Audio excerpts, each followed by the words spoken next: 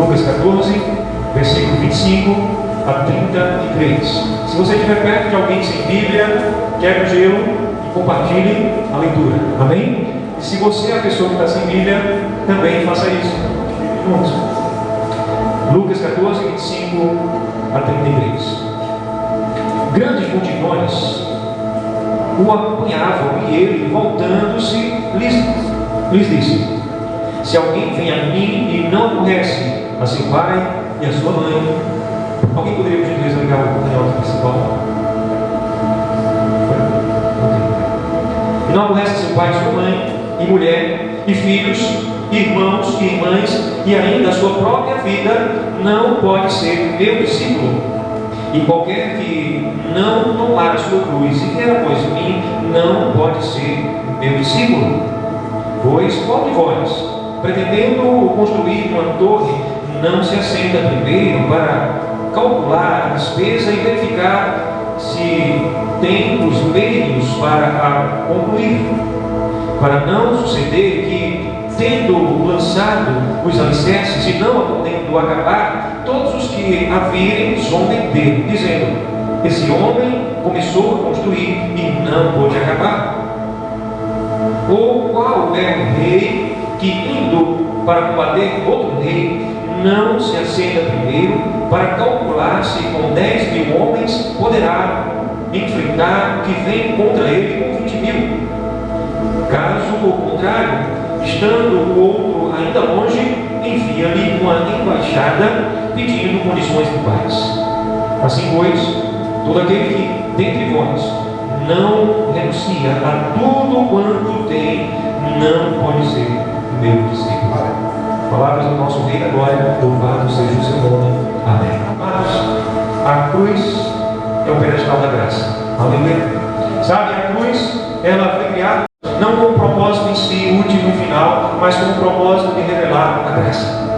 E nós vamos considerar exatamente sobre isso, sobre o propósito da cruz, sobre esse pedestal da graça e a nossa relação como igreja com Ele. Mas eu quero dizer a você que a própria graça também não existe em função de si mesma. Ela é algo que o nosso Pai Celeste, o Criador, projetou no seu coração, na eternidade, como um instrumento também para revelar algo maior, para servir algo maior. Assim como a cruz é o pedestal da graça que revela a graça de Cristo, a graça do amor de Cristo. E o próprio amor revela a pessoa dele. Você que está acompanhando, consegue entender isso? Amém?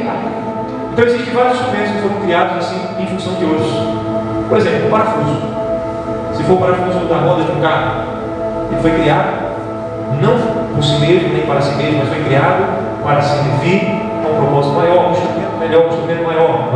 O próprio microfone foi criado não com uma finalidade última de ser criado, mas para servir aqueles que fizessem com Deus. Então assim são vários instrumentos. O óculos que você está usando, a veste que você está usando, vários instrumentos foram criados para que você pudesse estar vestido agora. Okay? Tesouras, agulhas diversas, os teares para tecer o tecido que você está usando aí, agasalhada. E, amados, a cruz, ela revela a graça. E eu gostaria que você me acompanhasse então desse entendimento da revelação da graça na cruz. E o quanto isso tem uma implicação direta na nossa vida hoje.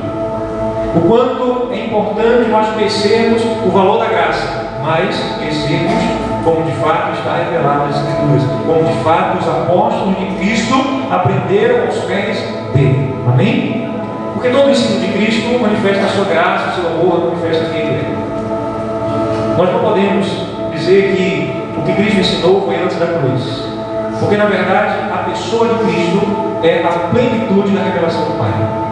E ele não teve dois ensinos, de um depois da cruz. Ele revelou quem ele é, todo o tempo. Ele revela o coração dele. Ele é a lei. Ele não veio para revogar a lei, anular a lei, fazer a lei, desprezar a lei, mas ele veio para ser o cumprimento da lei. E está escrito, o apóstolo Paulo diz, porque o fim da lei é Cristo, para a justiça de todo aquele que nele crê. Aleluia. Então, ele é a própria revelação da lei, a sua mensagem é perfeitamente coerente todo o tempo, antes da sua cruz, depois da sua cruz. Ele esteve sempre revelando a sua graça, o seu amor, e a própria lei é a manifestação da graça. A cruz existiu por causa da lei. A lei é o coração da justiça do Pai, que requer que o pecado seja pago, requer que haja condenação ao mal praticado. E Cristo pagou o preço para aqueles que nele creem. Você consegue entender isso? Creio? Aleluia. Amém. Agora, quando nós olhamos para os apóstolos, quando nós olhamos para a cruz, quando nós começamos a ver a graça revelada de Cristo, nós compreendemos três coisas grandiosas que fazem com que nós nos relacionemos. Porque a graça existe em função da igreja, para revelar à igreja o amor de Cristo. Amém? E você, conhecendo o amor de Cristo, você se sinta constrangido a amar. Eu já vi algumas pessoas evangelizando de uma forma equivocada, às vezes dizendo: olha, você tem o DNA do Criador. Não, o homem sem Cristo não tem o DNA espiritual do Criador. É necessário ele passar pelo novo nascimento. São mais de 300 milagres, segundo o ensino dos apóstolos, e o apóstolo Paulo tem 70% desse ensino. Os apóstolos falam que mais de 300 milagres acontecem quando você se converte. Quando você entende que não há salvação fora da obra de Cristo. Quando você entende que se você não viver em Cristo para a glória dele, você está perdido. Você vai perecer os seus pecados. Esses milagres se tornam realidade, e um deles é o novo nascimento, a regeneração. Veja, eu já estou mencionando o segundo. A justificação. Terceiro, o dom da vida do Pai, vida eterna. Quarto, então são 300 milagres que nos é realidade quando de fato entregamos nossa vida a Cristo. E essa é uma realidade espiritual. Mas essas coisas acontecem conosco e não dependem de nós. Apesar de não depender de nós, elas acontecem dentro de uma sequência espiritual. A primeira delas, nossa relação como igreja com a graça, a primeira delas diz respeito a um princípio da entrega. O princípio da rendição. Entrega e rendição, gente, fala-nos de fé. Quando o nosso amado irmão já começou a falar aqui sobre as necessidades que nós temos, o conselho sabe bem, nós temos muitas necessidades ainda. Esse prédio, gente, não está de fato. Mas nós queremos e temos tentado despertar a igreja agora a se mover de uma forma diferente, não em função da necessidade. A Escritura diz que ninguém contribua por tristeza nem por necessidade, porque o Pai ama aquele que o faz por alegria. Amém? Então, amados, nós precisamos ver essa maturidade, esse entendimento da nossa entrega. Eu poderia passar a noite de repente aqui mencionando necessidades. Nós temos a necessidade de identificação visual. Embora quando vimos para cá nós projetamos um custo menor na identificação visual, para não usarmos aquelas lonas caríssimas. Mas existem necessidades. E às vezes nós nos acomodamos a determinadas situações. Não é? Mas o princípio da entrega é o primeiro deles. Veja só, quando Cristo estamos falando aqui em Lucas 14, que você leu, permanece com a sua Bíblia aberta aí, ele confronta as multidões que o acompanhavam. Multidões ainda hoje estão acompanhando. Está no plural aí, multidões, grandes multidões, não eram uma só multidão, eram muitas. O acompanhavam, e ele, voltando-se, lhes disse: se alguém vem a mim e não aborrece a seu pai e mãe, a mulher, a filhos, e irmãos e irmãs, e ainda a sua própria vida, não pode ser meu discípulo. Peraí, gente. Qualquer um que não aborrecer a pai, aborrecer a mãe, aborrecer a esposa, aborrecer a filho, aborrecer a sua própria vida, o que é que ele está falando aqui? Ele está nos mostrando que se nós tivermos que decidir entre um lugar de conforto, uma zona confortável, entre a nossa própria satisfação ou a nossa entrega, a nossa rendição a Ele, se nós estamos realmente crendo nele, nós iremos expressar essa fé, essa confiança na sua maravilhosa graça, que nós iremos manifestar estando dispostos a abrir mão do que nós queremos. Amém? Você consegue entender isso, gente? Algumas pessoas confundem isso aqui, acham que Cristo está mandando você pagar por isso. Não tem preço a ser pago. O preço da tua salvação, o preço do teu perdão, o preço para que você desfrute de toda a sorte de bênção espiritual já foi pago. Já foi pago na cruz, mas existe a tua entrada de fé. E a nossa fé não pode ser mera abobrinha, palavras da boca para fora, dizer, eu creio em Cristo, eu sou uma pessoa de fé. Não. Que você revele isso em atitudes. Que você revele isso num coração realmente rendido, realmente entregue. Então, ele não para por aí. E ele diz, qualquer que não tomar a sua cruz e vir após mim, não pode ser meu discípulo. Interessante essa palavra que você repete nesse texto aí, o ser discípulo. O discípulo é um admirador. E não é um admirador secreto, é um admirador revelado. É alguém que está apaixonado pelo seu mestre, que está seguindo o mestre porque deseja intimamente ser como ele é. Nós vivemos hoje uma cultura onde não existem mais os mestres como havia na época de Cristo. Mas eu acredito que não seja difícil para você entender isso. As pessoas na época de Cristo não iam para uma escola onde o professor maciçamente passava o conteúdo sem nenhum envolvimento. As pessoas, somente quem tinha muito recurso, a família investia naquele filho, normalmente o filho primogênito, para que ele fosse educado aos pés de um sábio. O apóstolo Paulo, por exemplo, a Escritura diz que ele foi educado aos pés do sábio Gamaliel. Vocês já leram isso? Bem? Vamos ler a Escritura. E aí, não era todo mundo que sabia ler, não era todo mundo que tinha acesso ao conhecimento, não era todo mundo que se tornava um escriba. Mas Cristo está falando da possibilidade de pessoas se tornarem verdadeiros discípulos dele. E quando alguém ia ser discípulo, presta atenção, isso é importante demais, era necessário ser aceito pelo mestre. Não era chegar assim e dizer, eu vou te seguir e acabou. Não. Havia um preço alto a ser pago. Cristo não estava cobrando aqui honorários, mas os mestres cobravam. Ok? E era necessário que o mestre aceitasse os seus discípulos. Você vai ser um discípulo, você não. Fica de fora você vai ser. E ele fazia isso. Aqui Cristo está dizendo exatamente isso. Sabe quem está se capacitando, quem está apto para ser recebido? Não é quem é bom por si mesmo. Porque mesmo disse que sãos não precisa de médico, eu não vim para os santos, eu vim para os enfermos. Mas essa pessoa que se entende independente dele, totalmente dependente, essa pessoa ela vai se dispor a esse lugar, esse princípio da rendição. Eu quero te perguntar uma coisa, como está a tua rendição hoje? Será que você está disposto a abrir mão de certas coisas da sua vida? Você é uma pessoa disposta a vencer a tua acomodação, teu padrão alimentar? Hoje em dia, se fala muito em vários pecados, a gente tem um dedão bem grande para apontar pecados alheios, né?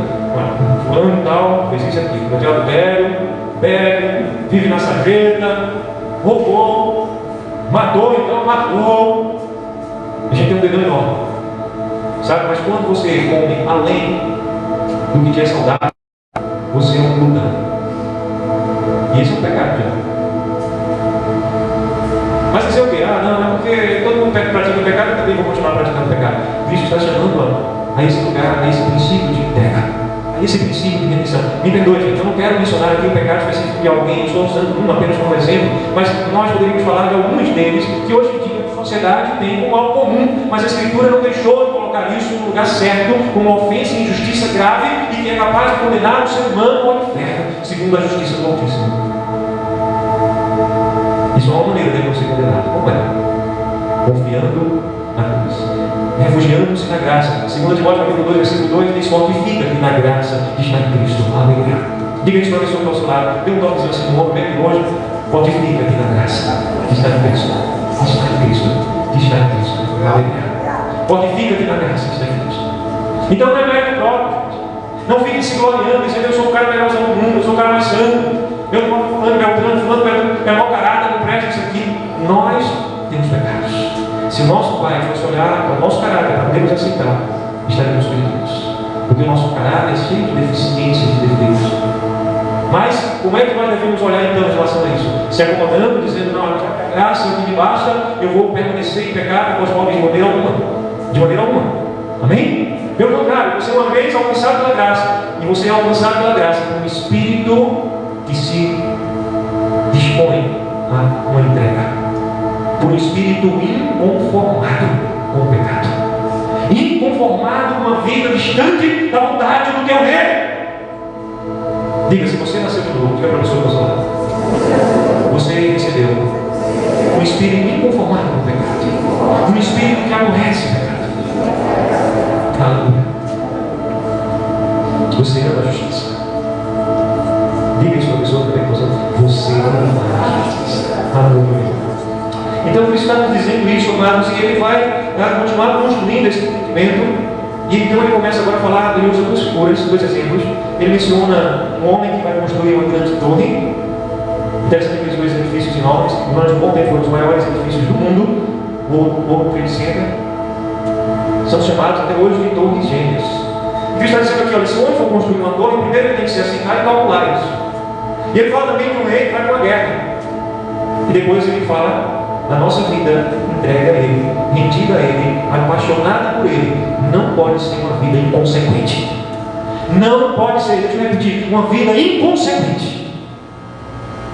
Repito, isso não é troca, isso não é mérito, mas o Espírito que está em nós nos torna as pessoas que avaliam nossas ações. Nós avaliamos o nosso comportamento, nós olhamos para trás, vemos a nossa trajetória. Igreja não é pecado, não se arrepender. Arrependimento, no lugar da Escritura, é autocondenação, é comigeração, é autoflagelação, é um açoite ao alma em momento algum na Escritura. Pelo contrário, o apóstolo Paulo diz que o arrependimento, a tristeza segundo o Espírito, ela traz esperança. O Espírito Santo produz sim arrependimento. E eu quero dizer a você, meu amado irmão, minha amada irmã, que Cristo, Ele disponibiliza gratuitamente no seu amor a salvação. E Ele deseja que todos sejam verdadeiros discípulos dele. Mas existem pessoas que vão dar as costas e vão cuspir de novo na cruz. Nem por isso ele deixa de ser humilhante. Nem por isso ele deixa de ser amoroso. Nem por isso ele deixa de desejar maior intimidade e comunhão. Mas existem pessoas que, obstinadamente, continuarão dando as costas ao reino e à graça. E ele não vai por isso. Ele não vai por. Sabe, quando essa passagem que Thaís mencionou no início, quando Cristo diz para aquela mulher pecadora, mulher, vai e não peques mais. Ele não apenas estava orientando, mas muito mais que isso, eu tenho certeza que estava direcionando pela fé o desejo dele na vida dela. Aleluia. A palavra da graça é essa palavra amorosa. É interessante que as pessoas só conseguem ver um lado, como se Cristo estivesse dependendo da atitude da mulher, de que ela atendesse o seu conselho e se tornasse merecedora de não dar mais pecado. Mas ele estava declarando isso na vida dela e advertindo no seu amor, porque existe a possibilidade, e ainda que eu te abençoe, existe a possibilidade de você dar as costas para mim. Existe. O apóstolo Paulo fala-nos isso. Quando Cristo recebe aquele jovem, não sei se vocês já perceberam, aquele jovem que é tido e declarado na Escritura como um jovem rico. E aquele jovem rico, ele chega cheio de justiça própria. E quando Cristo recebe, a Escritura diz, não sei se você observou esse detalhe agora, que ele fitando nos olhos o amor. Cristo é o amor em pessoa. E quando Cristo amou, disse, uma coisa te falta, vai e vende tudo que tens, entrega aos pobres, depois vem e segue-me e interessa lugar no reino. Aquele jovem desnecessário, porque tinha muitos bens, o deixou. Era esse princípio da renúncia. Veja mais, a mesma palavra de amor, uma interessada a uma mulher adúltera e outra palavra interessada a um jovem exemplar no comportamento. Ambos tinham sim a oportunidade de receber a fé e viver aquilo que sobre eles foi dito, que é a palavra de salvação. Então, quando nós chegamos para a igreja, apresentamos aqui, amados, nós não estamos pedindo a graça de maneira alguma. Porque você pode sim recusar essa graça. Eu não vou entrar aqui na profundidade da soberania, da vocação irresistível. Sobre isso eu posso falar em um momento. Eu creio plenamente na vocação irresistível. Mas eu estou falando mais pé no chão. Ok? Uma perspectiva mais humana. Então, veja só o que diz mais finalzinho do trecho da perícope que nós lemos, versículo 33, assim pois todo aquele que dentre vós não renunciar tudo quanto tem, não pode ser meu discípulo. Não renunciar tudo quanto tem. Você está disposto, se necessário, a abrir mão de tudo quanto você tem? Você estaria disposto a abrir mão da sua saúde por Cristo? Você estaria disposto a abrir mão das pessoas que você ama por Cristo? Esse lugar de fé que Ele quer que você seja conduzido. Esse lugar de intimidade. Agora presta atenção, uma chave tremenda, muito importante. Se você não conhecer a Ele, você não estará disposto a fazer isso. A não ser que você seja louco.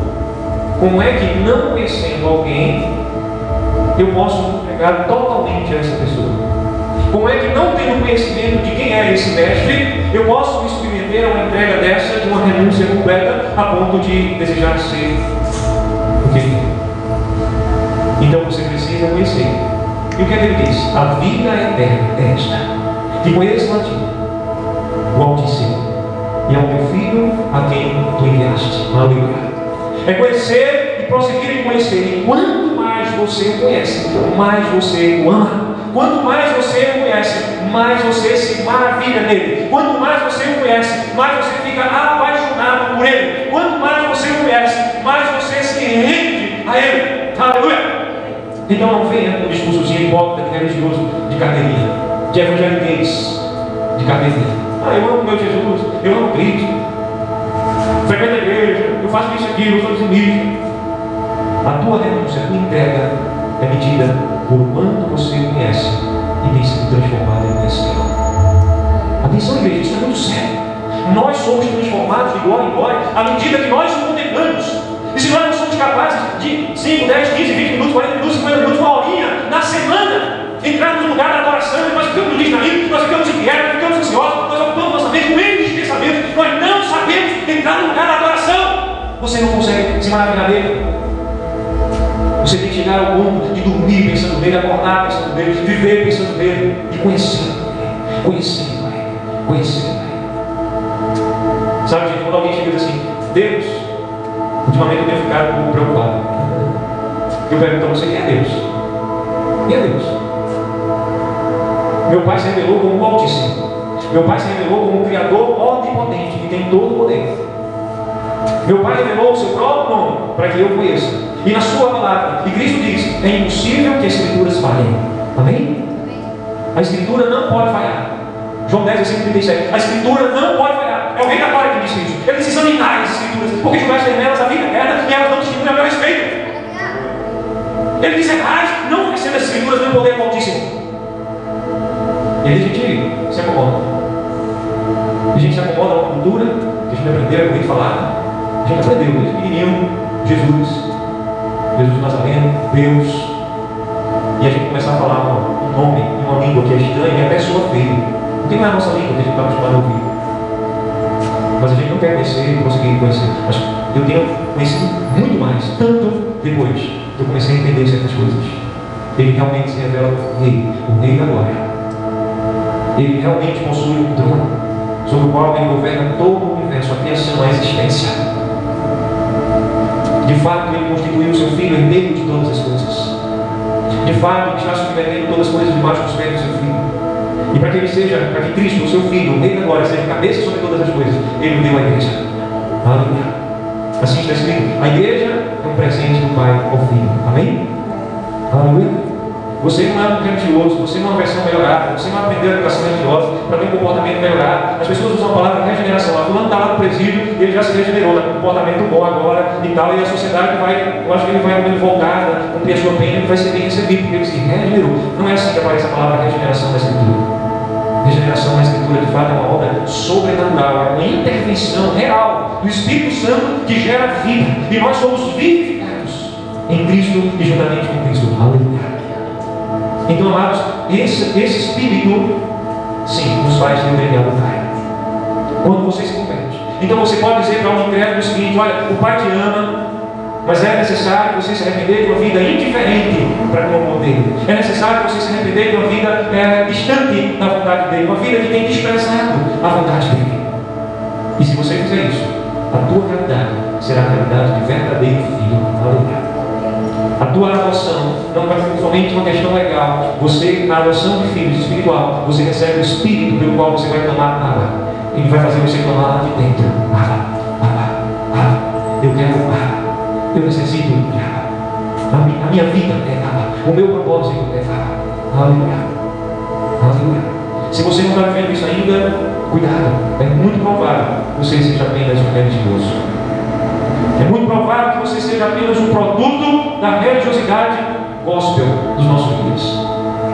Mas Cristo não quer que você seja um produto de religião, de ensino de homens que você conheça, de ouvir falar. Ele quer que você conheça de com ele andar. Ele quer que você entre num lugar de intimidade. Ele quer que você se maravilhe nele. Ele quer que você flua nessa vida no poder dele. Que você tenha autoridade realmente na história da tua vida, em nome dele. Aleluia. Olha só, gente. Abra sua Bíblia lá em João, capítulo 12, versículo 24. Se você não encontrar tempo, por favor, pare de procurar. Eu não vou repetir essa frase, mas isso é para todas as referências que eu vou citar aqui para frente. Se você não encontrar, você vai parar, pronto, vai se concentrar em ouvir. João 12, versículo 24. Em verdade vos digo, se o grão de trigo caindo na terra não morrer, fica aí só. Mas se morrer, produz muito fruto. Quem ama a sua vida, perde-a. Mas aquele que odeia a sua vida deste mundo, preservá-la para a vida eterna. A gente está vivendo uma vida muito acomodada. Não foi isso que os apóstolos nos ensinaram. Existe um princípio da remissão. Esse princípio da remissão é um princípio que revela, não apenas da boca para fora, mas em atitudes, uma viva fé. Foi por isso que o diabo disse: a fé sem obras é morta. A fé sem obras é morta. Porque a viva fé, ela vai fazer diferença na tua história. Ela vai mudar a tua maneira de falar, a tua maneira de pensar antes disso. Ela vai mudar a tua maneira de pensar. E antes de mudar a tua maneira de pensar, vai mudar a tua maneira de sentir a vida. E antes de mudar a tua maneira de sentir a vida, ela vai começar a mudar as palavras que formam os teus pensamentos, as tuas emoções. Você crê nisso? Aleluia. É a fé. É a fé. Então, ele está dizendo aqui, e ele, claro, ele está falando sobre si mesmo, ele está falando que o grão de trigo que cai na terra, primeiro ele morre, e se ele não morrer, ele fica sozinho, aquele grão sozinho na terra. Sozinho na terra. Quando o grão morrer, o grão nasce. Você sabia que toda semente primeiro ela morre para poder germinar? Que milagre, não? Se o grão de trigo cair na terra e não morrer, ele fica sozinho. Mas se ele morrer, ele nasce e produz muito fruto. E isso é também em relação a mim e a você. Vou mostrar isso para falar. Calma. Mas eu e você precisamos morrer para esse mundo. Se enquanto eu e você não morremos para as coisas desse mundo, nós não produzimos o fruto. E muito fruto que ele quer. A gente fica só numa metodologia de igreja e achando que a igreja ela precisa, ela depende de eventos, ela depende de estratégias, ela depende disso, daquilo. Não, a igreja é você. É você tendo o hábito de viver Cristo.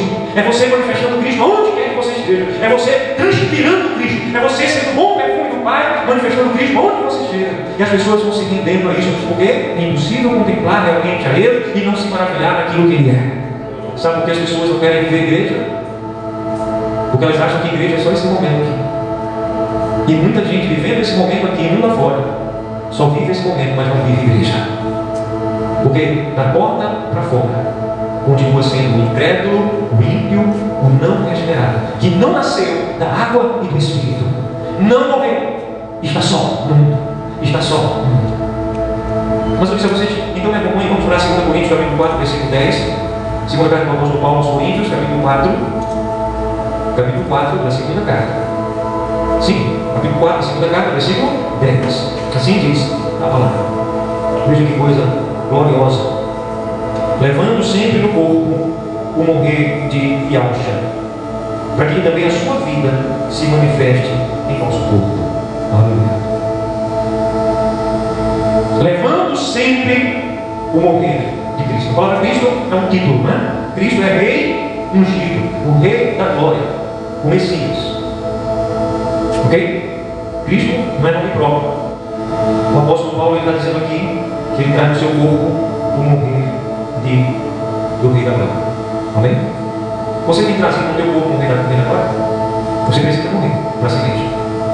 Ao princípio da renúncia, o princípio da entrega. Sabe, gente, o grande problema é que a gente põe o nosso tempo, a gente põe a nossa energia naquilo que a gente considera bom. Sim ou não? Quem aqui não coloca o seu tempo, a sua energia, os seus recursos naquilo que considera bom? Alguém aqui coloca o seu tempo, suas energias, os seus recursos naquilo que considera ruim? Espero que ninguém aqui está queimando dinheiro, né? Amém? Então, por que muitas vezes nós dizemos que não temos tempo? Porque, na verdade, isso não é prioridade da minha vida. Muitas vezes a gente, eu não gosto de usar comparações, mas, gente, quando a Escritura fala também de bens materiais, valores materiais, está falando dessa capacidade de entrega. E a gente vai buscar artifícios para fazer menos igrejas. Os árabes muçulmanos, que seguem a fé no Alcorão, em Allah, como o único Deus, Maomé, o seu único profeta, sabe o que eles fazem se eles chegarem aqui em Limoeiro? eles vão atrás do local mais central da cidade.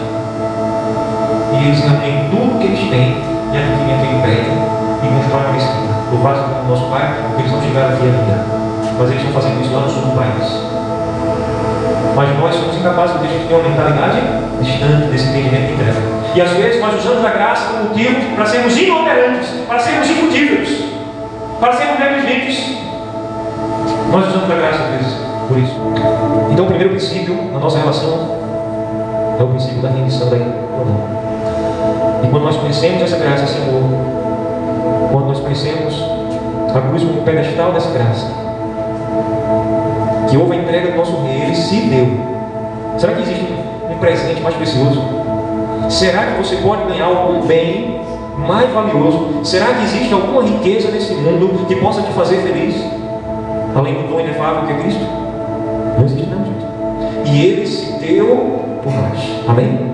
Ele se deu. E ele se deu e efetivamente salva aquele que nele crê. Sim ou não? Amém? O Espírito está sobre a igreja. A igreja concorda em crer? Amém? Então, ele se entregou por nós. Devemos nós também nos entregarmos por ele. Aqui nessa segunda carta aos Coríntios, no capítulo 5, se você está com a Bíblia aberta aí, você vai avançar uma página. O apóstolo Paulo, ele fala aqui: o amor de Cristo nos constrange, versículo 14. O amor de Cristo nos constrange. Julgando nós isto, um morreu por todos, logo todos morreram. Siga a sequência. O que é que o amor de Cristo nos constrange? Porque um morreu por todos, todos são a igreja. E logo todos que são a igreja morreram também. Agora vamos ao versículo 15. E ele morreu por todos, para quê? Para que os que vivem não vivam mais para si mesmos, mas vivam para aquele que por eles morreu e ressuscitou. Não vivam mais para si mesmos, mas vivam para aquele que por eles morreu e ressuscitou. Cristo morreu por causa de você, se você está nele. Se você é uma nova criação, ele morreu por você, mas não somente ele morreu, ele também ressuscitou por tua causa. Ele poderia não ter ressuscitado, ele ressuscitou por tua causa. E a Escritura diz que ele ressuscitou para a nossa justificação, para que nós fôssemos justificados. A sua morte foi por nossa causa e a sua justificação por nossa causa. O amor de Cristo te constrange? Se te constrange, você entende isto, que um morreu por todos e logo todos também dele morreram. E ele morreu por todos, para quê? Para que aqueles que agora vivem não vivam mais para si mesmos, mas vivam para aquele que por eles morreu. Eu quero perguntar profundamente, intimamente: você tem vivido em função de quê? Tem vivido em função do cônjuge? Você tem vivido em função de metas e projetos terrenos? Não estou dizendo que seja errado, nós devemos tê-los. Você tem vivido em função de quê? Não é comum encontrar alguém aqui lá que diz: eu quero que Cristo venha, mas agora não, deixa primeiro eu me casar. Deixa primeiro eu montar minha empresa. Deixa primeiro eu ser uma pessoa bem sucedida financeiramente. Não, deixa primeiro eu ver meus filhos crescerem. Não, deixa primeiro eu ver meus netos. Não, deixa primeiro. É porque normalmente nós estamos vivendo em função muito mais dessas coisas terrenas do que dele. É uma coisa tênue no coração. Examine o seu coração. Examine o teu coração. Eu queria que vocês voltassem na Bíblia de vocês lá para João 19, versículo 29. João, capítulo 19, versículo 29. Se você não encontrar tempo, se concentre em ouvir. Versículo 29 diz assim: estava ali um vaso cheio de vinagre. Embeberam de vinagre uma esponja e, fixando-a num caniço de isopo, lhe chegaram à boca. Quando, pois, Yalcha tomou o vinagre, disse: está consumado. Inclinando a cabeça, lhe deu o Espírito. Está consumado.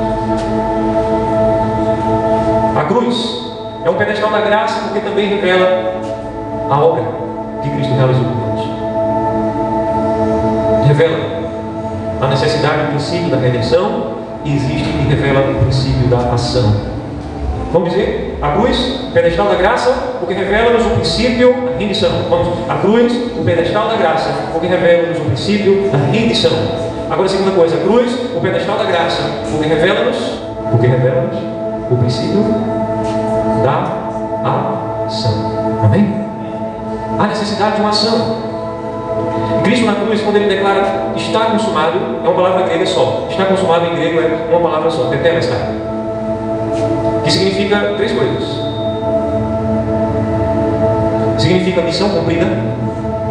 Sabe quando o pai, naquela época, chegava para o seu filho e dava ele uma tarefa: meu filho, eu quero que você separe aquele campo, faça uma limpeza dele e deixe ele arado para nós semearmos. E o filho, quando voltava, ele dizia: pai, está terminado. Ele dizia: Tetelestai. Era uma missão cumprida. Tetelestai também significa estar pago.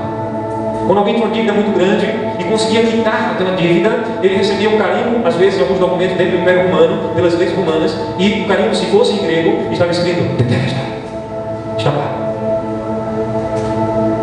Mas Tetelestai também significa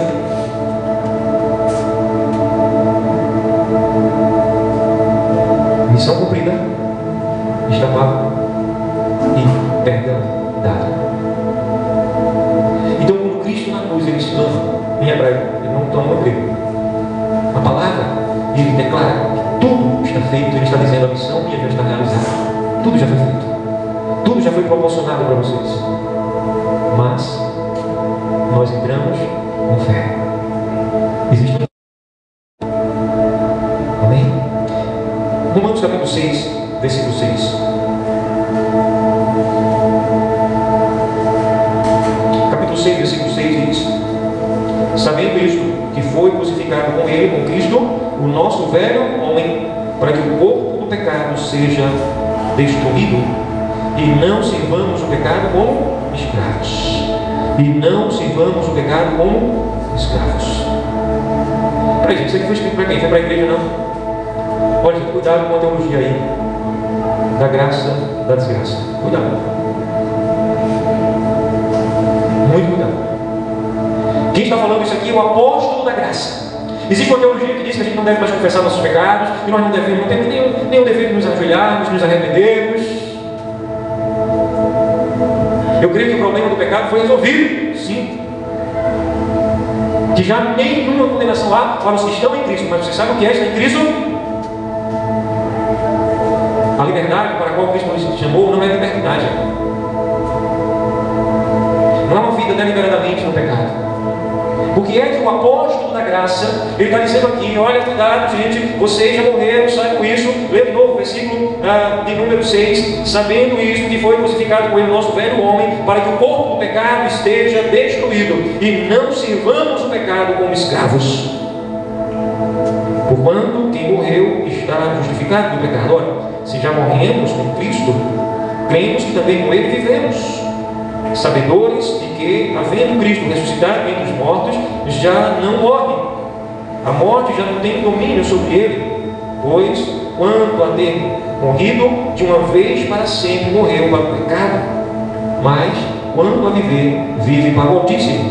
Assim também vós considerai-vos mortos para o pecado, para mais vivos para o Altíssimo em Cristo. Então há uma exortação à igreja aqui, sim ou não? A igreja está sendo exortada ou não a se considerar morta para o pecado, a não mais servir ao pecado, a ter esse entendimento que nós morremos em Cristo quando Ele morreu, e se nós morremos com Ele, nós vivemos com Ele. Abra sua Bíblia em Colossenses capítulo 2, versículo 14.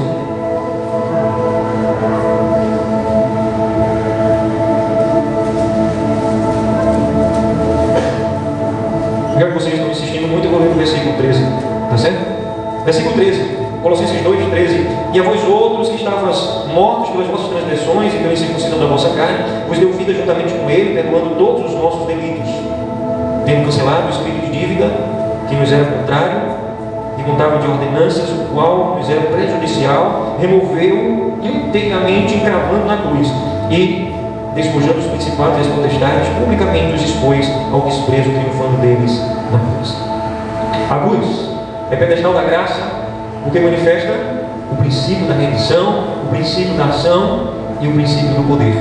O que Cristo realizou na cruz foi algo realmente efetivo. Ele realmente realizou por nós. E se você morreu com Cristo na cruz, você também vive esse poder, essa efetividade. O texto diz que Cristo, ele venceu o pecado, e nele, somente nele, nós também vencemos. O texto diz, veja, isso é ação eficaz, isso é poder.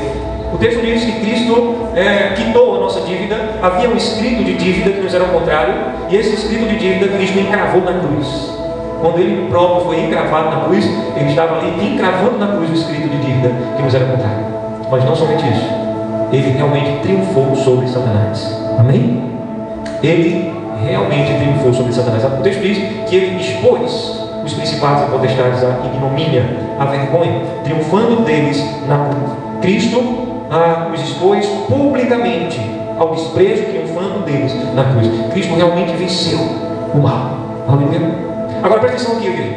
Ele é o cabeça do qual a igreja é o corpo.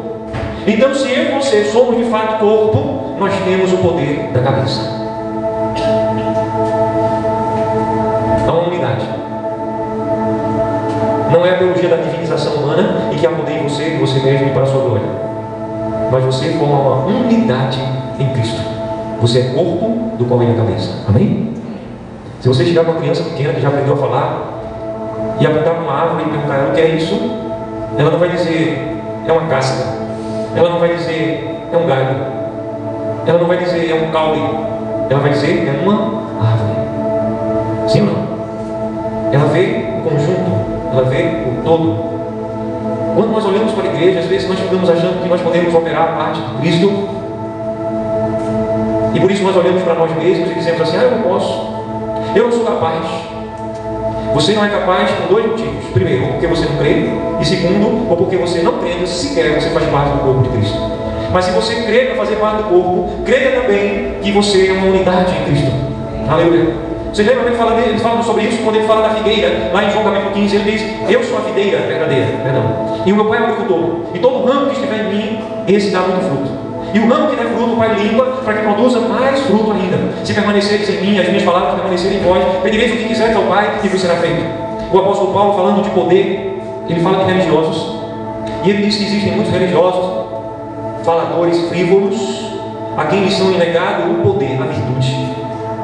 Eles falam, são dados a discussões, intercações sem fim. Não, isso está certo, está errado, isso aqui é assim, isso não é, os argumentos, gostam de debates, mas não tem poder. Por que não tem poder? O apóstolo Paulo fala: porque não estão de fato ligados a Cristo. Só por isso. Então lembre-se, assim como ele renunciou, agiu e exerceu o poder, a igreja vive esses três princípios da renúncia, da ação e de uma vida em poder. Se nós somos o corpo de Cristo, nós vivemos assim. A igreja precisa se mover assim. É uma realidade. É impossível não ser assim. Abra sua Bíblia lá em 2 Coríntios capítulo 4 agora. E como nós já estamos concluindo essa ministração, eu gostaria que você pudesse ficar em pé. Igreja, que você for encontrando para ficar em pé. 2 Coríntios 4, 14. Nós lemos há pouco aqui o versículo 10. Sabe, o versículo 14 é um texto muito conhecido.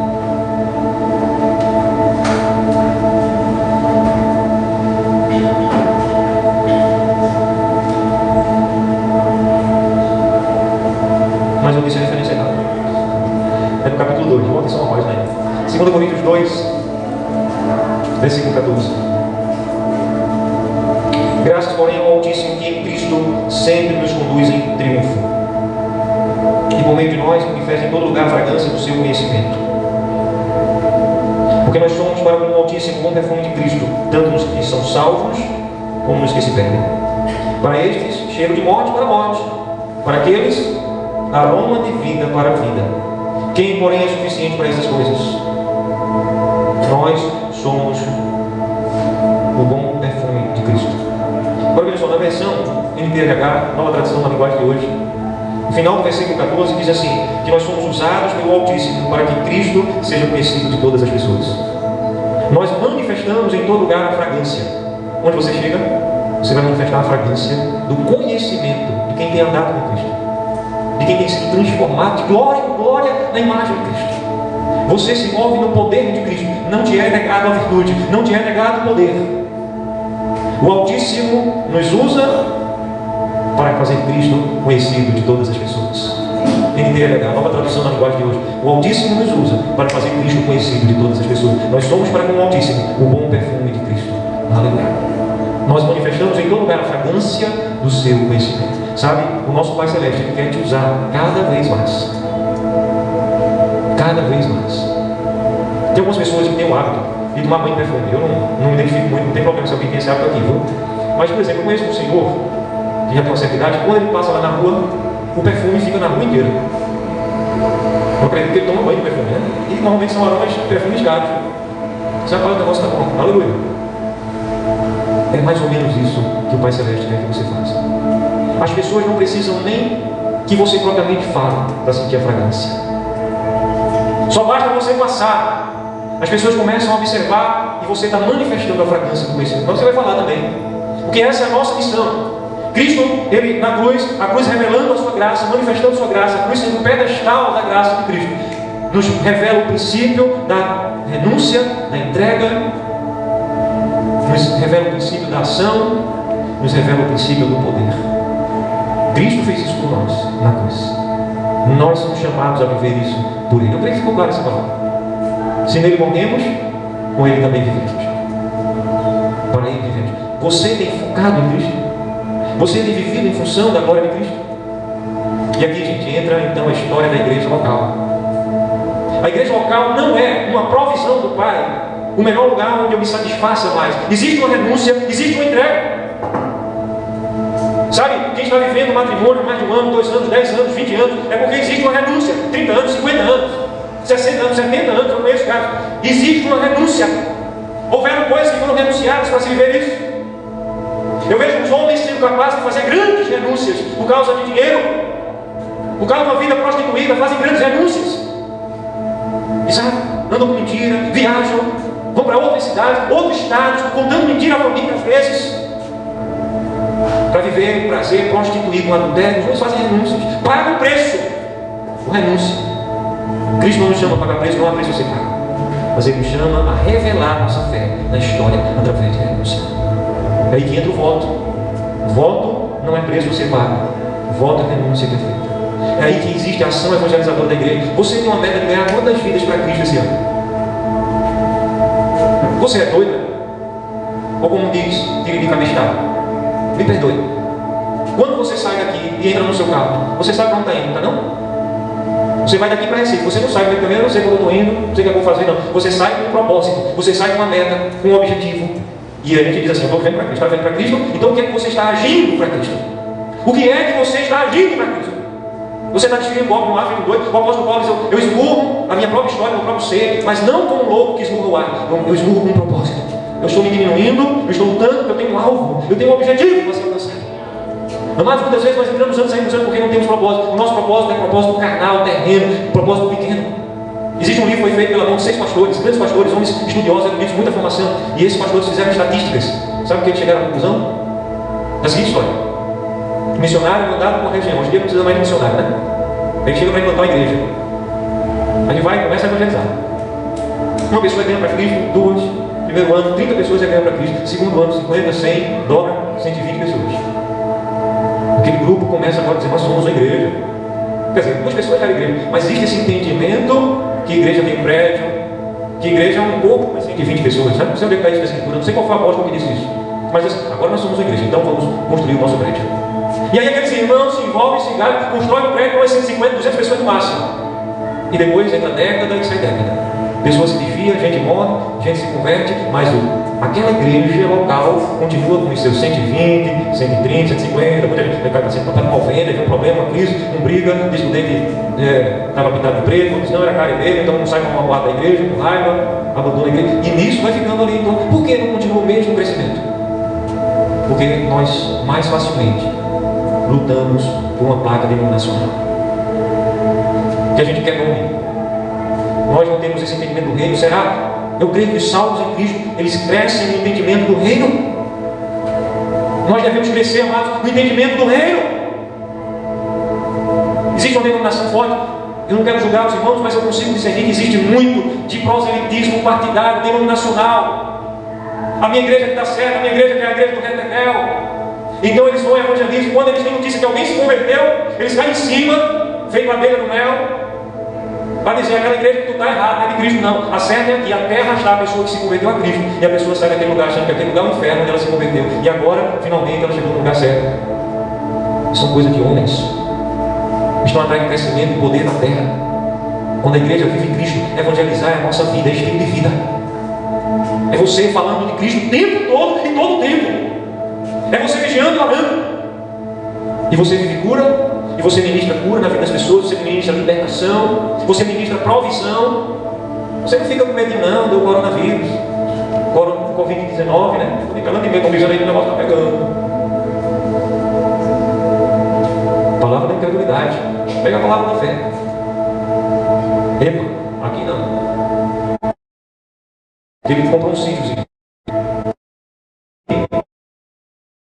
Disseram assim, ó, pastor, estão assaltando o sítio lá na região, estão roubando. Ele disse, no meu não. Estão roubando os transformadores, ele disse, no meu não. Não, mas pastor, mas você tem que saber, o crime aqui na área está muito grande. Ele disse, não comigo. A filha desse pastor estava em casa, no quartinho, 3 anos de idade. Ouviu a notícia de enfermidade feito o coronavírus aí. Que está lastrando, todo mundo está sendo contaminado. A menina pequenininha disse, mas aqui em casa não. É a fé, na palavra. Então você tem esse espírito de fé, de autoridade, de poder, para manifestar em todo lugar a fragrância do conhecimento de Cristo. É impotente. Como é que eu vou estar acovardado? Como é que eu vou estar cheio de medinho? Amém? Como é que eu vou estar ansioso sem saber o amanhã? Mas a crise está grande, bispo. Está grande. Mas o Pai é quem abre a porta onde eu tenho que entrar. E quando Ele abre, Ele fecha. Você vai crer na provisão. Amém? Dê a mão ao teu irmão, sem medo. Depois a gente tem algo para distribuir por prudência para todo mundo. Mas se possível, levante a tua mão. Levante.